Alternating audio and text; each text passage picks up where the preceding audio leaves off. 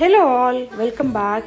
ఈ వీడియో వచ్చేసి పార్ట్ 2 అండి. ఆమ్లా క్యాండీ మేకింగ్లో పార్ట్ 1 ఎవరైనా చూడకపోయింటే ఇక్కడ ట్యాగ్ చేస్తున్నాను చూడండి.